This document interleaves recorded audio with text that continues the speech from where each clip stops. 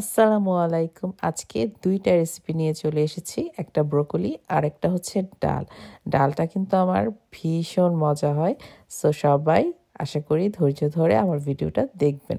So শুরুতে আমি বেশি করে পেঁয়াজ, রসুন কুচি নিয়ে নিয়েছি আর তেলের মাঝে এটা ভেজে নিচ্ছি। আর এখানে একটা ব্রোকলি আর ২ টা আলু হবে আমি কেটে দিয়ে দিয়েছি। আর হলুদের গুঁড়ো আর লবণ। এছাড়া এই ব্রোকলি ভাজিটাতে আমি আর আসলে কিছুই দিচ্ছি না। আর এটা খেতে যে কি পরিমাণ মজা!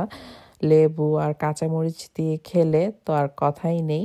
এত বেশি মজা হয়। আর আমি এখন সেদ্ধ হয়ে গিয়েছে। আমি কিন্তু এটা একদমই ঢাকি নাই। কারণ ঢাকলে দেখা যাবে যে কেমন যেন ভর্তা, ভর্তা টাইপ হয়ে যাবে। গলে যাবে আরকি। সো চুলাটা একদমই হাই ফ্লেমে রেখে এটা করেছি। আর ব্রোকলি, আলু ২ টাই নরম টাইপের খুব তাড়াতাড়ি সেদ্ধ হয়ে যায়। তো এবার জাস্ট একটু ধনিয়া পাতা দিয়ে দিচ্ছি আর এরকম চুলা হাই ফ্লেমে রেখে একদম ভাজা ভাজা করে নিয়েছি। সো আমার ব্রোকলি ভাজিটা ডান। এবার আমি ডাল নিয়ে নিয়েছি। এখানে ৩ ধরনের ডাল, মসুরের ডাল, মুগ ডাল, বুটের ডাল। বুটের ডালটা আমি আগেই ভিজিয়ে রেখেছিলাম আর ৩ ধরনের ডাল একবারে পানি দিয়ে ভালো করে ওয়াশ করে পানি দিয়ে প্যানে বসিয়ে দিয়েছি যেন একদমই সেদ্ধ হয়ে যায়, সেদ্ধটা একদমই গলে যায় ওরকম ভাবে। তো যখন প্রায় গলে গিয়েছে তখন আবার একদম পানি দিয়ে দিয়েছি। আর এবার হচ্ছে মজার জায়গাটা, আরেকটি প্যানে একটু তেলের পরিমাণটা একটু বেশি দিয়েছি আর একটু জিরা দিয়েছি, একটু পাঁচফোড়ন দিয়েছি আর ২টা শুকনো মরিচ। এখানে চাইলে যারা ঝাল ঝাল করে খেতে চায় শুকনো মরিচগুলো ২ ভাগ করে দিতে পারে, বাট আমি ডাঁটা সহ দিয়েছি কারণ যেন ঝালটা ডালটার মধ্যে পুরোটা বেশি না ছড়ায়। আর দিয়ে দিলাম বেশি করে পেঁয়াজ কুচি, রসুন কুচি আর একটু হলুদের গুঁড়ো, একটু মরিচের গুঁড়ো, একটু জিরা আর দিয়ে দিচ্ছি একটা টমেটো। বাস এবার আমি ভালো করে এই টমেটোর পানিতেই টমেটো থেকে একটু পানি বের হবে, সেটাতেই মশলার কাঁচা গন্ধটা আসলে চলে যাবে। আর ওই পাশে ডাল আমার পারফেক্ট একদম সিদ্ধ হয়ে গিয়েছে। আমি কিন্তু ডালে একদম কিছুই দিইনি, জাস্ট ডালটা পানি দিয়ে বসিয়ে রেখেছিলাম আর সব মশলা দিয়েছি এই পেঁয়াজ রসুনের সঙ্গে।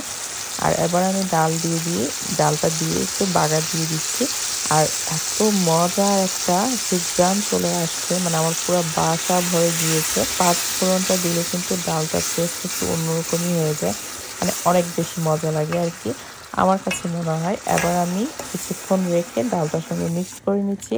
আর এই যে বুটের ডালটা কিন্তু একদমই নরম, তো যতটুকু গালিয়ে ডালটা রান্না করা যায় ততই বেশি টেস্ট হয়। আমি আসলে রাতে ভিজিয়ে রাখতে ভুলে গিয়েছিলাম, সকালে বুটের ডালটা ভিজিয়েছি, না হয়তো দেখা যেত যে আরও গলে যেত। তারপরও কিন্তু কম গলে যায়নি আর বেশি মজা হয়েছিল ডালটা। এই ডালটার কথা কি বলবো, আমার বাসায় দেখা যায় যে আমার জামাই এবং ২ ছেলে ডাল খুবই খুবই পছন্দ ওদের। যে যদি রান্নাঘরে এসে দেখে যে আমি ডাল রান্না করেছি তাহলে ওরা খুশি হয়ে যায়, এরকম পছন্দ আর কি। সো এবার আমি দিয়ে দিচ্ছি ধনিয়া পাতা। আমার ডাল রান্নাটা পুরোপুরি ডান। আমি আবার চুলাটা অফ করে দিচ্ছি। আর এটা এত বেশি টেস্টি, যারা এভাবে করেন না করে দেখতে পারেন। আপনি অবশ্যই আমার কমেন্টসে যে বলবেন যে না আপু, এটা অনেক মজার একটা ডাল, পুরো হোটেলের স্টাইলের ডালটার টেস্টটা হয়ে থাকে।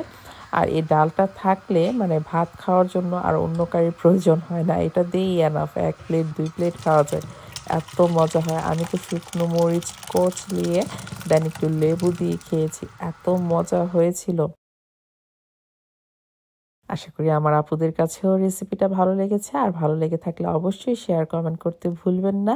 সবাই ভালো থাকবেন, সাবধানে থাকবেন। আজ তাহলে এখানেই বিদায় নিচ্ছি। আল্লাহ হাফেজ।